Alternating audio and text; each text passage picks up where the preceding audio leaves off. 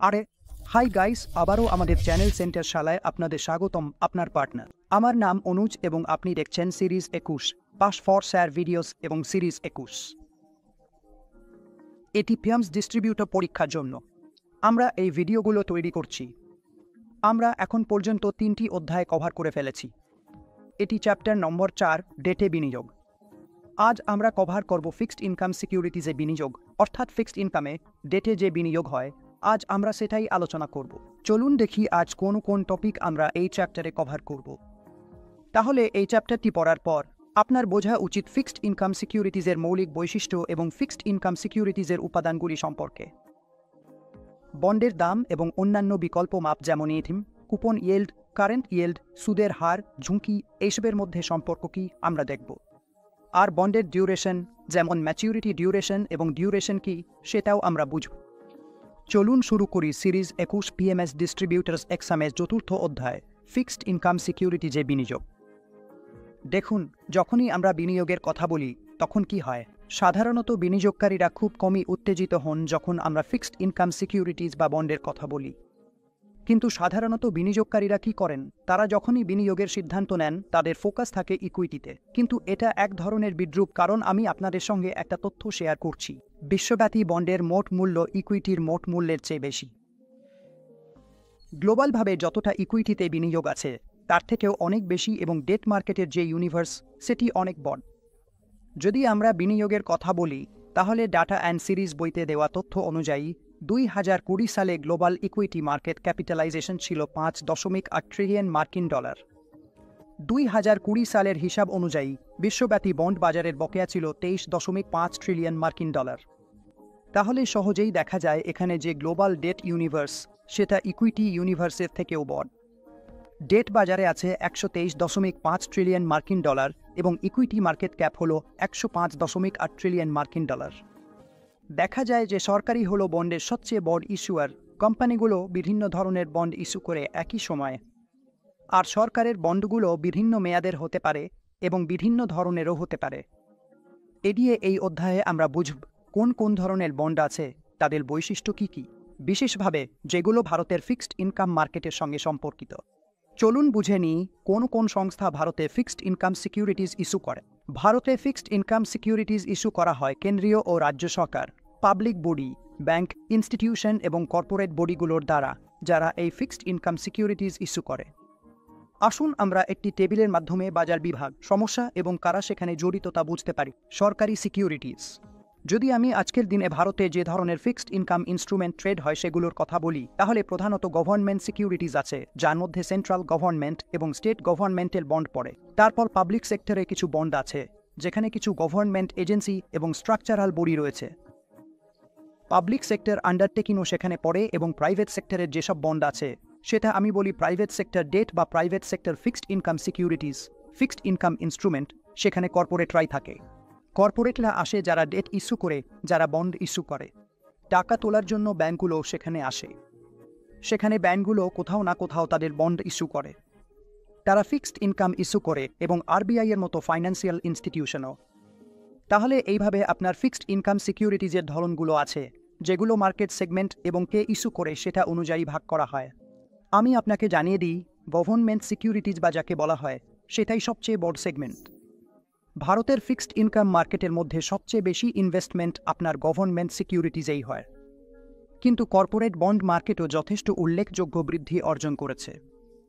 সাম্প্রতিক বছরে যদি আমি বলি, ভারতে কর্পোরেট ডেটের প্রাইমারি মার্কেট মূলত একটি প্রাইভেট প্লেসমেন্ট মার্কেট, যেখানে অনেক কর্পোরেট বন্ড ইস্যু হয় এবং সেগুলো খুবই প্রাইভেটলি প্লেস করা হয়।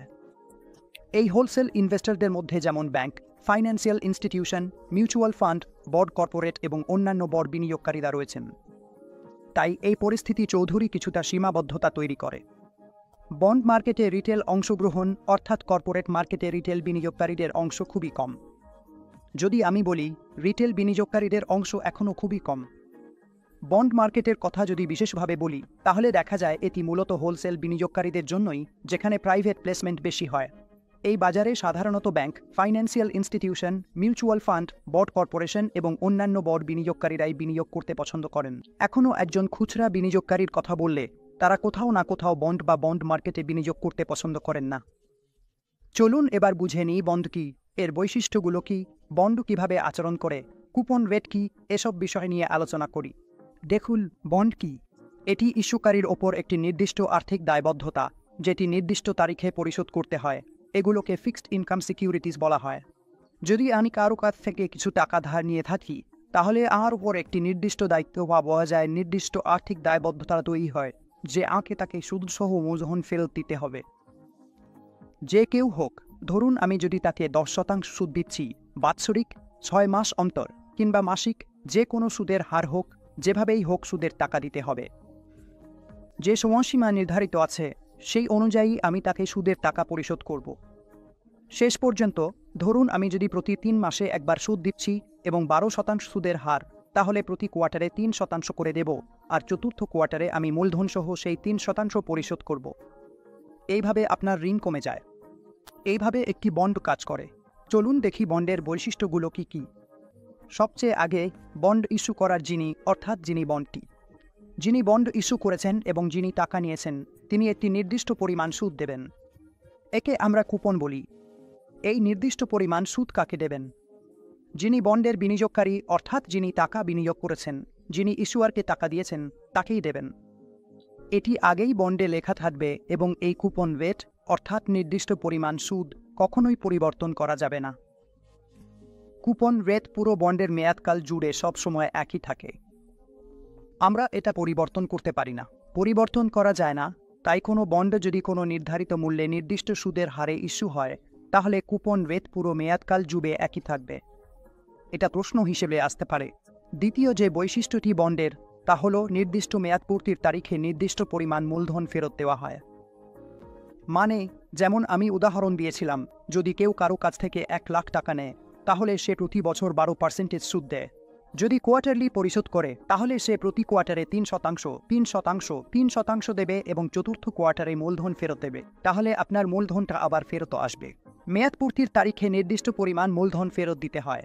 তাই যদি 1 বছরের বন্ড হয়, তাহলে 365তম দিনে আপনাকে মূলধন ফেরত দিতে হবে। তাহলে ফিক্সড ইনকাম অবলিগেশন, অর্থাৎ সিকিউরিটির যে বাধ্যবাধকতা, সেটাই বন্ডের বৈশিষ্ট্য নির্ধারণ করে। যদি আমরা বলি যে এটা একটা নির্দিষ্ট আয়, ফিক্সড ইনকাম, তাহলে তার বৈশিষ্ট্য এটাই যে এতে আয়টা নির্দিষ্টভাবে আসে। ঠিক আছে, যেমন আমি আপনাকে বলেছিলাম, এটা বাৎসরিকও হতে পারে। ফিক্সড ইনকাম ইনস্ট্রুমেন্টে যে সুদের পেমেন্ট হয়, সেটা বাৎসরিকও হতে পারে। আপনার সুদের পেমেন্ট কোয়ার্টারলি হতে পারে, মাসিকও হতে পারে। এবং এখানে আমি আরেকটা বিষয় বলি, টার্ম টু ম্যাচিউরিটি কি হয়? টার্ম টু ম্যাচিউরিটি হলো সেই সময়কাল যতদিন পরে বন্ডটি ম্যাচিউর বা এক্সপায়ার হবে। মানে এই বন্ডের ম্যাচিউরিটি বা এক্সপায়ার হতে আর কতটা সময় বাকি আছে। এটাকেই আমরা পুরোপুরি টার্ম টু ম্যাচিউরিটি বলি। ম্যাচিউরিটি পিরিয়ডকে আমরা টেনিওর বা টেনিওরও বলতে পারি। এবার বিকল্প সহ বন্ড সম্পর্কে কথা বলা যাক। বন্ডে কিছু এমবেডেড অপশনস থাকে। কিছু সাধারণ ধরনের বন্ড যেগুলিতে এমবেডেড অপশনস থাকে, সেগুলো হলো কল অপশন, পুট অপশন সহ বন্ড এবং কনভার্টিবল বন্ড। তাহলে বন্ডের সঙ্গে কিছু অপশন সংযুক্ত থাকে, কিছু বন্ডের সঙ্গে এই অপশনগুলো সংযুক্ত থাকে। চলুন বুঝে নিই, কোনো অপশন আছে যেগুলো কল অপশন, যেগুলোকে কলেবল বন্ড বলা হয়, সেগুলো কি ধরনের হয়, আর পুট অপশন সহ বন্ড এবং কনভার্টিবল বন্ড কোনগুলো। তাহলে এই প্রশ্নটা আসতে পারে। তাই আমাদের শুধু এটুকু মনে রাখতে হবে, যদি কোনো বন্ডে কল অপশন থাকে সেটা কোনটা, আর যদি পুট অপশন দেওয়া থাকে সেটা কোনটা। চলুন বুঝে নিই। আর এগুলো থেকে 1 নম্বরের প্রশ্ন আসতে পারে। তাহলে আমাদের এই ভিডিও বানানোর সবচেয়ে বড় উদ্দেশ্যই হলো আপনাকে NS 21 স্পষ্টভাবে বোঝানো। আর তার জন্য আমি আপনাকে মূল যে প্রশ্নগুলো আছে, যেগুলো বারবার পরীক্ষায় আসে, সেগুলোই বলে যাচ্ছি এবং সেই অনুযায়ী অপশনস নিয়ে এই প্রশ্ন আসে। খুবই স্পষ্টভাবে প্রশ্ন আসবে, আপনাকে শুধু একটু মনোযোগ দিতে হবে। আপনি যদি এটা বুঝে যান, তাহলে প্রশ্নের উত্তর খুব সহজেই দিতে পারবেন। চলুন বুঝে নিই, কোনটা হলো কলেবল বন্ড। দেখুন, কলেবল বন্ড ইস্যুকারীকে অধিকার দেয় নির্দিষ্ট মেয়াদ পূর্তির তারিখের আগেই সম্পূর্ণ বা আংশিক বন্ড রিডিম করার। যদি আপনার বন্ডটি কোনো অপশনের সাথে আসে, বিশেষ করে কল অপশনের সাথে যদি সেই বন্ড আসে এবং তাতে আগেই লেখা থাকে যে হ্যাঁ, আপনার মধ্যে এই কল অপশন আছে, তাহলে এই কলেবল বন্ড ইস্যুকারীকে, মানে যে বন্ড ইস্যু করছে, যে টাকা নিচ্ছে, যে ঋণ তুলছে, তাকে এই অধিকার দেয় যে সে কিছু অংশ বা পুরো অংশ, বাকি যে বন্ডগুলো আছে সেগুলো রিডিম করতে পারে নির্দিষ্ট মেয়াদ পূর্তির তারিখের আগেই। এবং কল প্রভিশন সংক্রান্ত যে বিস্তারিত তথ্য থাকবে, সেগুলো এই চার্টে উল্লেখ থাকবে। তাহলে এই কলেবল বন্ডগুলো একভাবে বলা যায় যে সিকিউরিটির ইস্যুয়ার, ডেটের ইস্যুয়ার, বন্ডের ইস্যুয়ারের জন্য এটা খুবই সুবিধাজনক হয়। আর যদি আমি অন্যদিকে বলি, তাহলে এই কলেবল বন্ডগুলো ইনভেস্টরের জন্য খুবই উচ্চমাত্রার রিইনভেস্টমেন্ট রিস্ক নিয়ে আসে। কারণ যদি ইস্যুয়ার আপনার কাছ থেকে টাকা আগেই ফেরত দিয়ে দেয়, তাহলে আপনি সেই টাকা কোথায় ইনভেস্ট করবেন? 12 মাসের একটি বন্ড ছিল যেটার সাথে কল অপশন ছিল, এবং যিনি আপনাকে টাকা দিয়েছিলেন অর্থাৎ ইস্যুয়ার, তিনি 6 মাসেই সেটি কল করে টাকা ফেরত দিয়ে দিলেন। সুদসহ এখন আপনার কাছে যেই টাকা ফিরে এসেছে একজন ইনভেস্টর হিসেবে, তখন আপনার সামনে একটা বড় রিস্ক তৈরি হয়ে যায়। রিইনভেস্টমেন্টের এখন ঠিক কোথায় আপনি আবার বিনিয়োগ করবেন? এবং হতে পারে যে 6 মাস আগে যেই সুদ পেতেন সেটা এখন আর পাবেন না। ইকোনমিতে সুদের হার কমে গেছে, তাই এই দিক থেকে এখানে একজন ইনভেস্টরের জন্য রিইনভেস্টমেন্ট রিস্ক বেড়ে যায় যখন আপনি একটি কলেবল বন্ডে বিনিয়োগ করেন। এবার পুট প্রভিশনের কথা বলি। দেখুন পুট প্রভিশন কি করে। যে বন্ড হোল্ডার অর্থাৎ যিনি টাকা বিনিয়োগ করেছেন, যিনি বন্ডটি ধরে রেখেছেন, তাকে একটি অধিকার দেয় যে তিনি সেই বন্ডটি বিক্রি করতে পারেন। নির্ধারিত তারিখে নির্ধারিত মূল্যে আবার ইস্যুকারীকে ফেরত দিতে পারেন। তাহলে আপনার নির্ধারিত মূল্য এখানে আগেই নির্ধারিত থাকবে, মূল্য এবং নির্দিষ্ট তারিখও আপনার নির্দিষ্ট থাকবে। পুট প্রভিশন কি করে? এটি বন্ড হোল্ডারকে অধিকার দেয় যে তিনি তার বন্ড আবার ইস্যুকারীকে বিক্রি করতে পারেন নির্ধারিত তারিখে নির্ধারিত মূল্যে, এবং দেখা যায় যে পুটেবল বন্ডগুলি বন্ড হোল্ডারদের জন্য উপকারী হয়। কারণ কি হয়? বন্ড হোল্ডারদের একটি গ্যারান্টি দেওয়া হয় নির্ধারিত রিডেম্পশন তারিখে নির্ধারিত বিক্রয় মূল্য পাওয়ার। তাহলে আপনার আগে থেকেই জানা থাকে যে এখানে আপনি কত টাকা পেতে চলেছেন, এবং সেই বিক্রয় মূল্য আপনি আগে থেকেই জানেন, রিডেম্পশন তারিখও আপনার জানা থাকে, অর্থাৎ আপনি এই বন্ডটি নির্ধারিত মূল্যে এবং নির্দিষ্ট তারিখে বন্ড ইস্যুকারীকে বিক্রি করতে পারেন। এখন আমরা কনভার্টিবল বন্ড নিয়ে কথা বলবো। দেখুন কনভার্টিবল বন্ডস, এতে বিশেষ কিছু নেই। এটি হলো প্লেন ভ্যানিলা ব্লু বন্ডের সাথে এমবেডেড ইকুইটি কল অপশনের একটি সংমিশ্রণ। আবারও বলছি, কনভার্টিবল বন্ডস একটি সংমিশ্রণ। প্লেন ভ্যানিলা বন্ড এবং এমবেডেড ইকুইটি কল অপশনের এই সংমিশ্রণ বন্ড হোল্ডারকে একটি অধিকার দেয়। যে বন্ড হোল্ডার অর্থাৎ যে বিনিয়োগকারী নির্দিষ্ট সেই ডেট সিকিউরিটি বা বন্ডে টাকা বিনিয়োগ করেছে, তাকে এই অধিকার দেয় কনভার্টিবল বন্ড অপশনের। আমি কথা বলছি, এটি সেই নির্দিষ্ট বিনিয়োগকারীকে অধিকার দেয় যে সে তার বন্ড এক্সচেঞ্জ করতে পারে ইস্যুকারী কোম্পানির নির্দিষ্ট সংখ্যক সাধারণ শেয়ারের বিনিময়ে।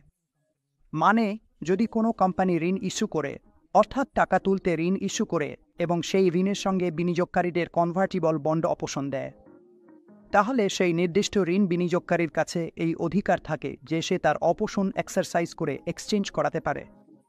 বন্ডের ওপর নিজের যে অধিকার আছে সেটা এক্সারসাইজ করে এই বন্ড কোম্পানিকে ফেরত দিয়ে তার বদলে নির্দিষ্ট সংখ্যক কমন ইকুইটি পাওয়া যায়। অর্থাৎ কোম্পানি যেটা ইস্যু করছে সেই কোম্পানির শেয়ারগুলো সে নিয়ে নিতে পারে। এটা ছিল বন্ড নিয়ে আলোচনা। এখন আসি ফান্ড ও বন্ডের বিভিন্ন অপশনের বৈশিষ্ট্য নিয়ে। এখন আমরা বুঝব বন্ড সেফটির ডিটারমিনেন্টস, অর্থাৎ কিভাবে বোঝা যায় কোন বন্ড মার্কেটে সেফ আর কোনটা আনসেফ। কিছু রেটিং আছে যেগুলো দেখে আমরা এটা জানতে পারি। ভারতে ক্রিসিল, ইকুয়া এরা আমাদের বন্ডগুলোকে রেট করে। রেটিং আসলে কিছুই নয়, এটা শুধু ডিফল্ট রিস্কটাই বোঝায়, ক্রেডিট রিস্ক বোঝায়, অর্থাৎ এই সিকিউরিটিতে কতটা ঝুঁকি আছে। সবচেয়ে উচ্চমানের যেসব পেপার আছে, যেগুলো খুবই ফান্ডামেন্টালি ও ফাইন্যান্সিয়ালি শক্তিশালী কোম্পানি, বড় কোম্পানিগুলো, তাদেরকে AAA, AA+ রেটিং দেওয়া হয়। আর যেখানে ভারতের সরকার যাকে সবচেয়ে নিরাপদ মনে করা হয়, সেটাকে সবসময় AAA+ হিসেবে ধরা হয়। কারণ এমনটা বলা হয় যে সরকার কখনোই তাদের ঋণের দায়বদ্ধতায় ডিফল্ট করে না। ঋণের দায়বদ্ধতায় দুইটি বিষয় আসে, মূলধন এবং সুদের পরিশোধ। তাহলে চলুন বুঝে নিই আমরা কিভাবে বন্ডের নিরাপত্তা দেখতে পারি। একজন বিনিয়োগকারী হিসেবে এটা আপনার জন্য এত গুরুত্বপূর্ণ কেন? যখন বন্ডের নিরাপত্তার কথা আসে, তখন মনে রাখতে হবে অর্থনীতিতে এমন কোনো ইনস্ট্রুমেন্ট নেই যেখানে কোনো ঝুঁকি নেই। সব ফাইন্যান্সিয়াল প্রোডাক্টে ঝুঁকি থাকে। এটা বোঝার বিষয় যে আপনাকে বুঝতে হবে কতটা ঝুঁকি আছে, কোথায় ঝুঁকি আছে, এবং আপনি কিভাবে এই ঝুঁকি ম্যানেজ করবেন। চলুন বুঝে নিই। দেখুন, যেসব লং টার্ম ইনস্ট্রুমেন্ট আছে তাদের রেটিং নিয়ে আমরা কথা বলছি। 1 বছরের বেশি মেয়াদের যাদের রেটিং আছে, AAA রেটিংসের আগে আমরা তাদের নিয়ে আলোচনা করি। এই রেটিংগুলোকে বিবেচনা করা হয়। সবচেয়ে নিরাপদ স্তরের সুরক্ষা এগুলোর মধ্যে থাকে, বিশেষ করে আর্থিক দায়বদ্ধতা সময়মতো পরিশোধের ক্ষেত্রে। আর এতে সবসময় সবচেয়ে কম ক্রেডিট ঝুঁকি থাকে। যেমন আমি আপনাদের বলেছিলাম, ট্রিপল এ রেটিং সবসময় সরকারি সিকিউরিটিজের হয় এবং সেই সব কোম্পানির হয় যারা খুব বড় এবং আর্থিকভাবে ও মৌলিকভাবে শক্তিশালী। যদি কোনো কোম্পানি ঋণ ইস্যু করে, তাহলে ধরে নেওয়া হয় যে তারা তাদের সুদ ও মূলধন পরিশোধে কখনোই ডিফল্ট করবে না। দেখুন, ট্রিপল এ রেটিংয়ে আপনার ক্রেডিট ঝুঁকি সবচেয়ে কম থাকে। সবচেয়ে কম ক্রেডিট ঝুঁকি, সবচেয়ে কম কথাটা মনে রাখুন। আপনাকে মনে রাখতে হবে, আমরা ডাবল নিয়ে কথা বলছি। আবারও একই কথা। ফাইন্যান্সিয়াল দায়বদ্ধতা সময়মতো পরিষেবার ক্ষেত্রে উচ্চমাত্রার নিরাপত্তা রয়েছে। যখনই আমি কথা বলবো timely servicing of financial obligations, মানে ধরুন একজন ব্যক্তি তার আর্থিক দায়বদ্ধতাগুলো সময়মতো পূরণ করেছে, মানে সুদ এবং মূলধন দুটো পেমেন্টই সে একদম সময়মতো দিয়েছে, কোনো দেরি করা হয়নি। আর দ্বৈত যন্ত্র আছে, এগুলো কিছুটা ক্রেডিট রিস্কও বহন করে, তাই এখানে আমরা সবচেয়ে কম বলবো না। যখন ডাবলের কথা আসে, তখন আমরা কম ক্রেডিট রিস্কের কথা বলবো। এবার আসা যাকে ক্রেডিট রেটিংয়ে, যেখানে লং টার্ম ডেট ইনস্ট্রুমেন্টের রেটিংয়ে। চলুন দেখি এতে কতটা ক্রেডিট রিস্ক আছে। এই রেঞ্জের ইনস্ট্রুমেন্টগুলোকে আর্থিক দায়বদ্ধতা সময়মতো পরিশোধের ক্ষেত্রে যথেষ্ট নিরাপত্তা হিসেবে বিবেচনা করা হয়। এখন এদের যে ডিগ্রি, সেটা যথেষ্ট। এগুলো যথেষ্ট নিরাপত্তার ডিগ্রির সঙ্গে আসে এবং এই ধরনের ইনস্ট্রুমেন্টে কম ক্রেডিট রিস্ক থাকে। এখন এটা কি ছিল? এখানে একটু ক্রেডিট রিস্ক চলে আসে। এই ইনস্ট্রুমেন্টগুলোতে সরাসরি ও সহজভাবে লেখা আছে, এই ধরনের ইনস্ট্রুমেন্টে ট্রিপল বির কোনো ক্রেডিট নেই। যদি আমি বলি তাহলে এদের কাছে এই ধরনের ইনস্ট্রুমেন্টে মাঝারি ক্রেডিট রিস্ক থাকে, তো সরাসরি সেখানে লেখা আছে যে হ্যাঁ, এখানে আপনার একটু নিচের দিকের রিস্ক শুরু হবে, কিন্তু সেখানে মাঝারি ক্রেডিট রিস্ক থাকবে। এটাই এখানে দেখা যায়। এখন ডাবল বি দেখুন, এই রেটিং সহ ইন্টারেস্টকে মাঝারি ডিফল্ট রিস্ক হিসেবে ধরা হয়, বিশেষ করে আর্থিক দায়বদ্ধতা সময়মতো পরিষেবার ক্ষেত্রে। ঠিক আছে, এখন এখানে ধরে নেওয়া হয় যে এখানে 50:50 অবস্থা তৈরি হয়েছে। এখানে আপনাকে একটু বেশি খেয়াল রাখতে হবে। যদি আপনি ট্রিপল বিরো নিচে নেমে যান, তাহলে ঝুঁকি এবং ডিফল্ট হওয়ার সম্ভাবনা মাঝারি। এখানে 50:50 অবস্থা। এখন বির কথা বলি। দেখুন, একদম সহজ ভাষায় বলছি, যন্ত্র চার্জ। ক্রেডিট রেটিংয়ে একে সময়মতো পরিষেবার ক্ষেত্রে উচ্চ ডিফল্ট ঝুঁকি হিসেবে ধরা হয়। যে সার্ভিসের রেটিং বি, সেটিকে এমনভাবে বিবেচনা করা হয় যে এখানে ডিফল্টের ঝুঁকি অনেক বেশি। এখানে ডিফল্টের উচ্চ ঝুঁকি আছে, মানে একদম স্পষ্ট। যদি আপনি সেই ডেট সিকিউরিটিতে টাকা লাগান যার রেটিং বি, তাহলে সেখানে আপনার ডিফল্ট হওয়ার সম্ভাবনা অনেক বেশি। শীতে এই সিকিউরিটিতে খুবই বেশি ছিল, এখানে খুবই বেশি ডিফল্টের ঝুঁকি চলে এসেছে। বিতে দেখুন, ঝুঁকি বেশি ছিল, এখানে খুবই বেশি ডিফল্টের ঝুঁকি চলে এসেছে। আর ডিতে expected to be in default soon. D credit বা ডি রেটিং মানে হচ্ছে খুব শিগগিরই ডিফল্ট হতে চলেছে, ভবিষ্যতে খুব তাড়াতাড়ি ডিফল্ট হবে। আরেকটা জিনিস আমি এখানে বলতে চাই, জাঙ্ক বন্ডস। যদি আমরা ক্রেডিট রেটিংয়ে নিচে যেতে থাকি, যখনই আপনি ক্রেডিট রেটিংয়ে নিচের দিকে যান, তখন আপনার ইয়েল বাড়তে থাকে। কারণ কি হয়, সেটাকেই আমরা জাঙ্ক বন্ড বলি। যখন আপনি ক্রেডিট রেটিংয়ে নিচের দিকে যেতে থাকবেন, B, triple B, double B, এইসব জাঙ্ক বন্ডস আপনাকে আপনার ইনভেস্টরদের জন্য বেশি ইন্টারেস্ট দেবে, কিন্তু এই কোম্পানিগুলো মাঝারি ঝুঁকির ডিফল্ট বা খুব বেশি ঝুঁকির ডিফল্ট অবস্থায় থাকবে। তাই এমন নয় যে রেটে কোনো ঝুঁকি নেই।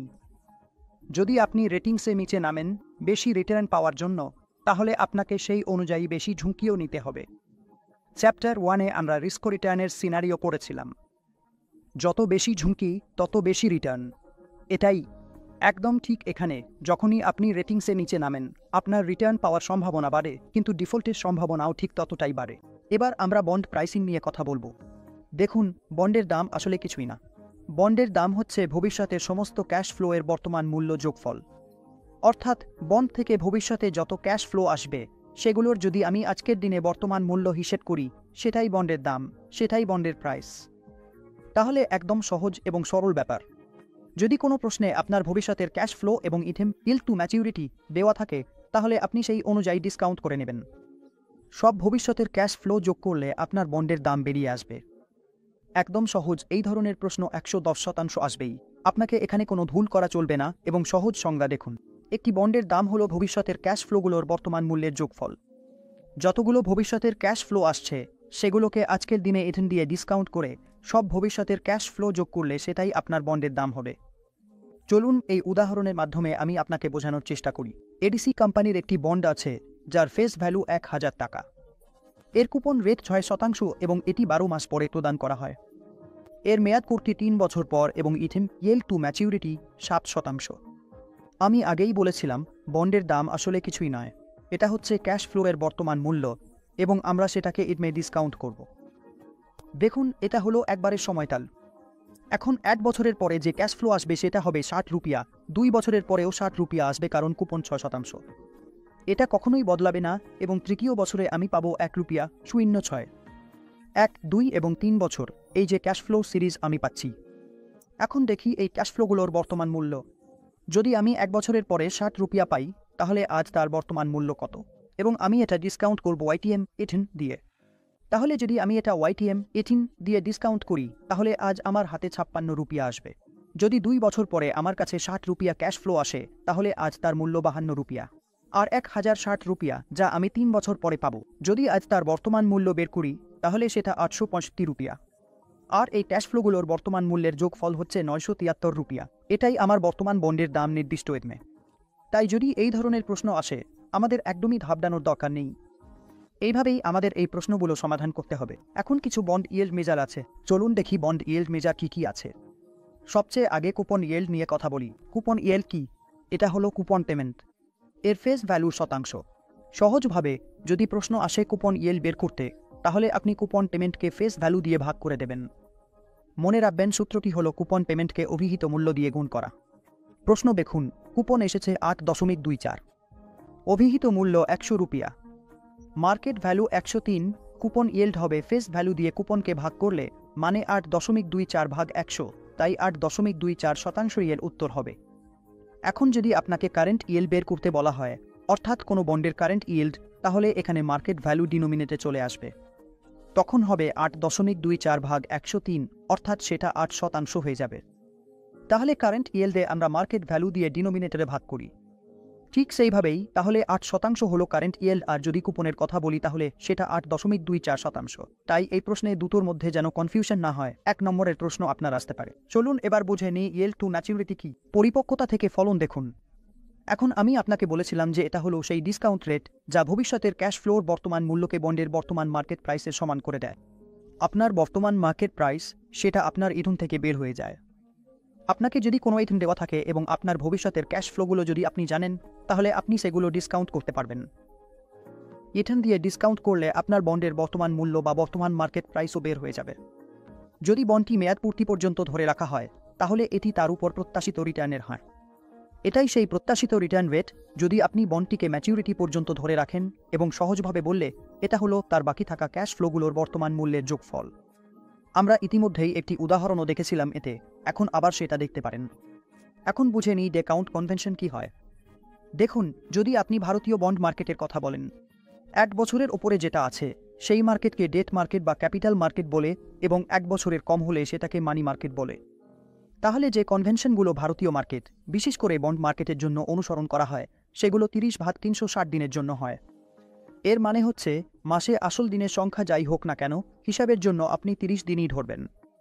তাহলে সহজ প্রশ্ন আসবে, কোনো হিসাব করতে বলবে না। আপনাকে এটা জিজ্ঞাসাও করতে পারে যে ভারতীয় বন্ড মার্কেটে কোন কনভেনশন অনুসরণ করা হয়, সেটা হলো 30/360, আর মানি মার্কেটের ক্ষেত্রে সেটা হলো আসল দিনের সংখ্যা ভাগ 360। তাহলে মানি মার্কেটের যেসব ইনস্ট্রুমেন্ট আছে যেমন ট্রেজারি বিল আর অন্যান্য money market instrument CD, CP, যাদের মেয়াদ 1 বছরের কম, তাদের ক্ষেত্রে আসল দিনের সংখ্যা ভাগ 365 দিন হবে। এবার আমরা বাজারে সুদের হার এবং বন্ডের দামের মধ্যে সম্পর্ক নিয়ে কথা বলবো। দেখুন, বাজারে বন্ডের দাম এবং সুদের হারের মধ্যে একটি বিপরীত সম্পর্ক রয়েছে। যদি সুদের হার কমে যায় তাহলে বন্ডের দাম বেড়ে যায়, এবং যদি সুদের হার বাড়ে তাহলে বন্ডের দাম কমে যায়। এই ধারণাটা আমাদের মনে রাখতে হবে। প্রশ্ন বারবার আসবে এবং বারবার আপনাকে এই ধারণারও পরীক্ষা করা হবে। সহজ কথা, যদি মার্কেট ইন্টারেস্ট রেটের স্তর বাড়ে তাহলে বন্ডের দাম কমবে, আর উল্টোভাবে যদি মার্কেট ইন্টারেস্ট রেট কমে যায় তাহলে বন্ডের দাম বাড়বে। আর যদি আমি অন্যভাবে বলি তাহলে বন্ডের যে ইয়েল্ড সেটা দামের সঙ্গে উল্টোভাবে সম্পর্কিত। চলুন ইয়েল্ড টু ম্যাচিউরিটি এবং কুপন রেটের সম্পর্কটা বুঝে নিই। দেখুন, এই 3টি বিষয় আপনাকে খেয়াল রাখতে হবে। যখন মার্কেট প্রাইস বন্ডের ফেস ভ্যালুর চেয়ে কম হয় তখন বন্ড ডিসকাউন্টে বিক্রি হয়, মানে যখন বন্ডের মার্কেট প্রাইস তার ফেস ভ্যালুর চেয়ে কম। যদি বন্ডের ফেস ভ্যালু 1000 টাকা হয় এবং মার্কেট ভ্যালু, অর্থাৎ আপনি বর্তমান ইথুন দিয়ে ভবিষ্যতের ক্যাশ ফ্লো ডিসকাউন্ট করে যা বের করেছেন সেটা 970 হয়েছে, এর মানে বন্ডটি ডিসকাউন্টে বিক্রি হচ্ছে এবং আপনার ইথুন কুপন ইয়েল্ডের চেয়ে বেশি। যখন ইথুন কুপন রেটের চেয়ে বেশি হবে তখনই আপনার বন্ডের মূল্য ফেস ভ্যালুর নিচে আসবে হিসাব অনুযায়ী। তাই এখানে ইডম অবশ্যই কুপন ইয়েল্ডের চেয়ে বেশি হতে হবে যখন আপনার বন্ডের মার্কেট প্রাইস ফেস ভ্যালুর চেয়ে কম। এখন কথা বলি, যখন বন্ডের মার্কেট প্রাইস ফেস ভ্যালুর চেয়ে বেশি হয় তখন আপনার মার্কেট প্রাইস বেড়ে গেছে, অর্থাৎ আপনার বন্ডের দাম ছিল 1000 টাকা, কিন্তু এখন মার্কেট প্রাইস বেড়ে গেছে 1030 টাকা হয়ে গেছে, মানে আপনার বন্ড প্রিমিয়ামে ট্রেড করছে এবং আপনার ঋণ হচ্ছে কুপন ইয়েল্ডের চেয়ে কম। মানে আপনার ঋণ অর্থাৎ ম্যাচিউরিটির সময় যা হবে সেটা এখানে কুপন ইয়েল্ডের চেয়ে কম। আর যখন বন্ডের মার্কেট প্রাইস ফেস ভ্যালুর সমান হয় তখন বন্ড সোজা বিক্রি হয়, অর্থাৎ ইডম কুপন ইয়েল্ডের সমান হয়। তাহলে আপনার ইডম আর কুপন ইয়েল্ড দুটোই এক হয়। এখন আমরা একটু ইন্টারেস্ট রেট রিস্ক নিয়ে কথা বলবো। ইন্টারেস্ট রেট রিস্ক আসলে কি? এটা সংজ্ঞায়িত হয় যখন মার্কেট বা ইকোনমিতে ইন্টারেস্ট রেটের পরিবর্তন হয়। যখনই ইনফ্লেশন ওপরে নিচে যায় তখন রোবেকে ইন্টারেস্ট রেটে কিছু না কিছু পরিবর্তন করতে হয়। এবং এটা কিভাবে প্রভাব ফেলে বর্তমান ঋণ বিনিয়োগকারীদের ওপর, বন্ড হোল্ডারদের ওপর? চলুন দেখি আসলে কি হয়। যখন ইন্টারেস্ট রেট কমে যায় তখন বন্ডের দাম বেড়ে যায়। সহজ কথা, আজ আমি আপনাকে খুবই স্পষ্ট একটি উদাহরণ দিয়ে এই বিষয়টা বুঝিয়ে দেব। উদাহরণস্বরূপ ধরুন কেউ একটি বন্ড ধরে রেখেছেন যা তাকে 8% সুদ দিচ্ছে, বাৎসরিক 8% সুদ দিচ্ছে, এবং এখন বাজারে সুদের হার বেড়ে গেছে। মানে এখন বাজারে নতুন সুদের হার হয়েছে 9%। তাহলে যে কোনো নতুন বিনিয়োগকারী নতুন বন্ডে বিনিয়োগ করতে পছন্দ করবে। মানে সে 9% সুদে নতুন বন্ড নিতে চাইবে, ফলে আপনার বন্ডের মূল্য কমে যাবে। আপনি যদি সেই বন্ড বাজারে বিক্রি করতে যান তাহলে সেটা বিক্রি হবে না, কারণ কে আপনার 8% সুদের বন্ড কিনবে। যখন বাজারে নতুন বন্ড 9% পাওয়া যাচ্ছে তখন তাহলে কি হবে? আপনার বন্ডের মূল্য কমে যাবে। আপনি যদি 1000 টাকায় বিক্রি করতে যান কেউ নেবে না, কিন্তু হতে পারে আপনি যদি বলেন 970, 980, 990 টাকায় দেবেন। অল্প একটু ডিসকাউন্টে যদি আপনার বন্ড ট্রেড হয় তাহলে হতে পারে যে বিনিয়োগকারী সেখানে আপনার বন্ডে বিনিয়োগ করতেও পারে। তাই ঠিক যখন সুদের হার বাড়বে তখনই আপনার বন্ডের দাম ছাড় পাবে এবং বাজারে সুদের হার কমার সাথে সাথে, উদাহরণস্বরূপ আপনার একই বন্ড 8% ছিল কিন্তু নতুন যে বন্ডগুলি জারি করা হচ্ছে তা 7%। আপনার বন্ডের মূল্য বেড়ে গেছে। যে কোনো বিনিয়োগকারী যদি বাজার থেকে নেয় তাহলে সে 7% পাবে, কিন্তু সে যদি আপনার কাছে এসে বলে আমাকে 8%-এর বন্ড দাও, তাহলে আপনিও তো স্মার্ট বিনিয়োগকারী, আপনিও তাতে একদম প্রিমিয়ামে দেবেন। তুমি 1000 টাকার মধ্যে ছিলে না, আপনি 1030 টাকায় দিতে পছন্দ করবেন। এইভাবে হিসাবটা কাজ করে। আমি শুধু উদাহরণ হিসেবে আপনাকে এই হিসাবগুলো বলেছি যাতে বোঝাতে পারি যখনই বাজারে সুদের হার কমে যায় তখন আপনার বন্ডের মূল্য বেড়ে যায়, এবং যখনই বাজারে সুদের হার বাড়ে তখন আপনার বন্ডের মূল্য কমে যায়। এবার ম্যাকুলার সময়কাল দেখা যাক। ডিউরেশন বের করা। দেখুন, এটা খুবই গুরুত্বপূর্ণ। যেসব বিনিয়োগকারী বন্ডে বিনিয়োগ করেন তাদের কাছে বন্ডের ডিউরেশন খুবই আগ্রহের বিষয়। তাদের দেখতে হয় বন্ডের ডিউরেশন কতটা বাকি আছে, এবং ম্যাচিউরিটি ডিউরেশন আমাদের এটা খুব ভালোভাবে জানিয়ে দেয়। ম্যাচিউরিটি ডিউরেশন কি? আমি আপনাকে জানিয়ে দিই, এটি হলো বন্ডের ডিউরেশন হিসাব করার একটি পরিশীলিত পদ্ধতি। যদি আপনাকে ডিউরেশন হিসাব করতে হয় তাহলে ম্যাচিউরিটি ডিউরেশনের চেয়ে ভালো কিছু নেই। এটি কি করে? এটি বন্ডের ক্যাশ ফ্লো এবং বন্ডের দাম এই দুটোকে ডিউরেশন হিসাব করার সময় বিবেচনায় নেয়। আপনার যতগুলো বন্ড আছে সেগুলো থেকে যত ক্যাশ ফ্লো আসছে এবং বন্ডের যে দাম আছে এই দুইটিকেই হিসাবের মধ্যে ব্যবহার করা হয়, এবং একভাবে এটি ডিউরেশন মাপার জন্য খুবই বাস্তবসম্মত একটি পদ্ধতি যখন সাধারণ মেয়াদ পূর্তির কথা আসে। তাহলে চলুন এই উদাহরণটা বুঝে নিই। যে উদাহরণটা আমরা আগেও নিয়েছিলাম সেটাই আবার দেখব যাতে আপনি ম্যাচিউরিটি ডিউরেশন বের করতে পারেন। উদাহরণটা ছিল 1000 টাকার ফেস ভ্যালুর একটি বন্ড, 6% কুপন আছে এবং 12 মাসের শেষে দিচ্ছে। মেয়াদ পূর্তির তারিখ এখন থেকে 3 বছর পর। বন্ডের বর্তমান ইয়েল্ড টু ম্যাচিউরিটি 7%। তাই বর্তমান দিয়ে আমরা প্রথমে এর বর্তমান মূল্য বের করব। তাহলে আমাদের ক্যাশ ফ্লো আসছে 1 বছরের পরে 60 টাকা, তারপর 2 বছরের পরে আবার 60 টাকা এসেছে, 3 বছরের পরে আবার 1060 টাকা, মানে সুদসহ মূলধন ফিরে এসেছে। এখন যদি আমি ক্যাশ ফ্লোয়ের বর্তমান মূল্য বের করি তাহলে দেখুন, প্রথম বছরের জন্য 56 টাকা এবং দ্বিতীয় বছরের জন্য বর্তমান মূল্য 42 টাকা এসেছে। তারপর তৃতীয় বছরে 865 টাকা আছে, যেটা আমরা 3 বছরের পরে ক্যাশ ফ্লো হিসেবে পাবো, এবং এইভাবে তিনটিকে যোগ করলে 973 বর্তমান মূল্য নির্ধারিত ইথিম অনুযায়ী। তাহলে আমার বন্ডের বর্তমান মূল্য কত? 973 টাকা নির্ধারিত ইথমে। এখন দেখুন, আমি এগুলোর ক্যাশ ফ্লোয়ের টাইম ওয়েটেড ভ্যালু বের করব। মানে ক্যাশ ফ্লোগুলোর টাইম ওয়েটেড ভ্যালু আমাকে বের করতে হবে। মানে যতটা সময় এগুলোর মধ্যে আছে সেটাকে আমরা গুণ করব। মানে 56 গুণ 1 বছর, 52 যেসব ক্যাশ ফ্লো আসছে তা গুণ 2, আর তৃতীয় যেটা আসবে সেটা হলো 865 গুণ 3। তাহলে এই যে হিসাবগুলো আসবে সব যোগ করে হবে 2756। তো সহজভাবে বললে ম্যাচিউরিটি ডিউরেশন হচ্ছে ভবিষ্যতের প্রেজেন্ট ভ্যালুর যোগফল। ক্যাশ ফ্লো ভাগ করতে হবে বর্তমান মার্কেট প্রাইস দিয়ে। তাহলে ভবিষ্যতের ক্যাশ ফ্লোর প্রেজেন্ট ভ্যালুর যোগফল গুণ করতে হবে সময় দিয়ে, তারপর ভাগ করতে হবে বর্তমান বন্ডের দামে। 2756.7 1/973, এটা হবে 2.13 বছর। তাহলে এখন এই বন্ডের ম্যাচিউরিটি ডিউরেশন হচ্ছে 2.13 বছর, মানে এই মুহূর্তে এর ম্যাচিউরিটি ডিউরেশন 2.13 বছর। এখন এই বন্ডে আপনার ইনভেস্টমেন্ট পুনরুদ্ধার করতে পুরোপুরি এই সময়টাই লাগবে।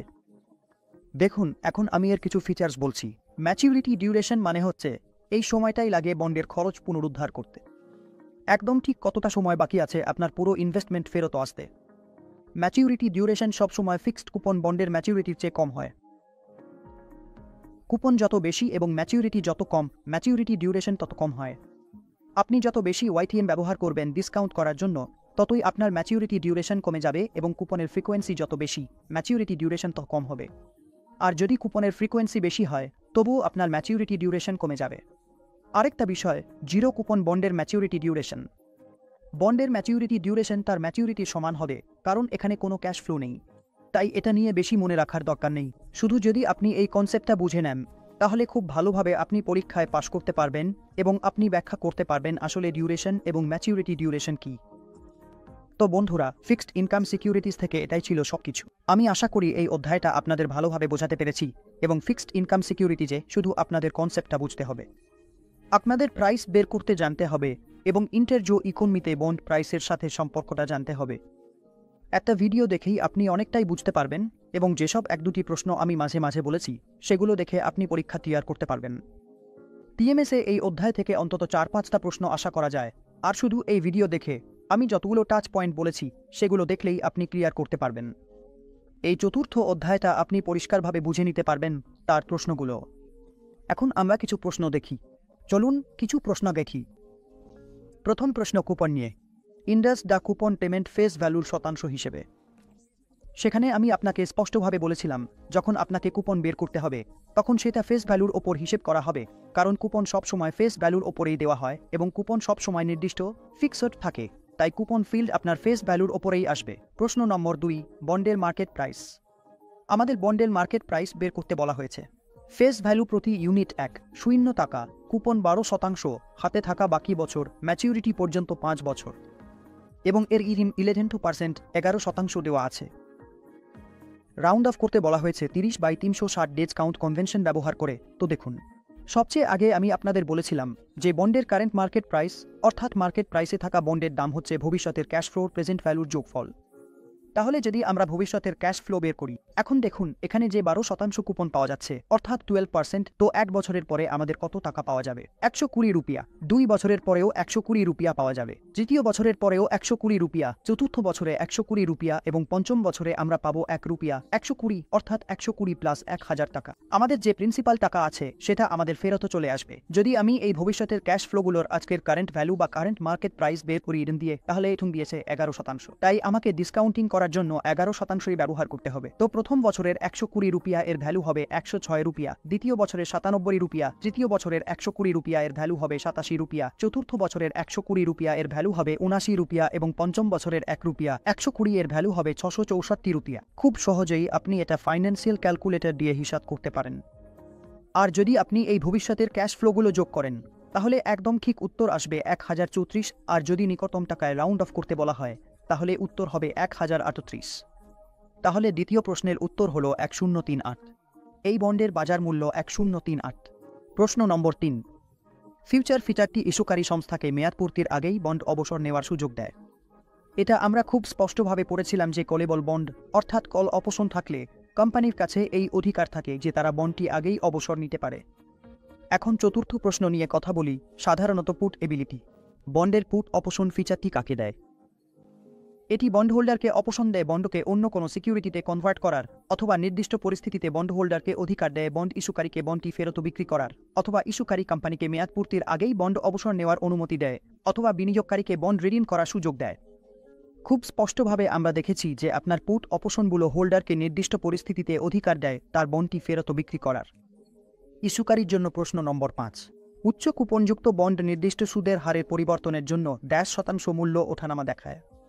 তো যেমনটা আমরা বুঝেছি, যেসব বন্ডের কুপন বেশি সেখানে শতাংশ মূল্য ওঠানামার হার কম থাকবে এবং বন্ডের কুপন যত কম হবে ততই বেশি প্রভাব পড়বে মূল্য ওঠানামায় সুদের হারের কারণে। তো বন্ধুরা, এই ছিল চ্যাপ্টার নম্বর 4, ফিক্সড ইনকাম সিকিউরিটি যে বিনিয়োগ এর সব কিছু। আমি আশা করি আপনাদের এই চ্যাপ্টারটি ভালো লেগেছে এবং এখানে আমরা যে 3টি টার্ম নিয়ে আলোচনা করেছি সেগুলো স্পষ্ট হয়েছে। আমি আশা করি আপনারা সেগুলো ভালোভাবে পড়েছেন। ডেট বা ফিক্সড ইনকাম সিকিউরিটিজে আমাদের শুধু দুটি বিষয় মনে রাখতে হবে। প্রথমত, বর্তমান যে ডেট বা বন্ড আছে তার দাম নির্ধারণ করতে হবে, যা ভবিষ্যতের ক্যাশ ফ্লো এর সমষ্টি, এবং সেটি বর্তমান ইএমএ হিসাব করতে হবে। এছাড়াও আমাদের ইন্টারেস্ট রেট ও বন্ডের দামের মধ্যে সম্পর্ক জানা উচিত এবং বাকি বন্ডের অপশনগুলো সম্পর্কেও ধারণা থাকতে হবে। বন্ডের বৈশিষ্ট্যগুলো আমাদের জানতে হবে। খুবই সহজভাবে আপনি এই চ্যাপ্টারটা শেষ করতে পারবেন। এখান থেকে 4 থেকে 5টি প্রশ্ন অবশ্যই আসবে এবং আপনি সেগুলোর উত্তর খুব ভালোভাবে দিতে পারবেন। তাহলে বন্ধুরা, এই ছিল 4র্থ অধ্যায় থেকে সবকিছু। আশা করি ভিডিওটা আপনাদের ভালো লেগেছে এবং অনেক ধন্যবাদ। এখন আগের 3টি ভিডিও আপনি দেখেছেন এবং 4র্থ ভিডিওটিও অবশ্যই দেখুন। আর যদি ভিডিওটি ভালো লেগে থাকে তাহলে দয়া করে এটি লাইক করুন, আমাদের চ্যানেলটি সাবস্ক্রাইব করুন এবং ভিডিওটি অবশ্যই শেয়ার করতে ভুলবেন না। অনেক ধন্যবাদ।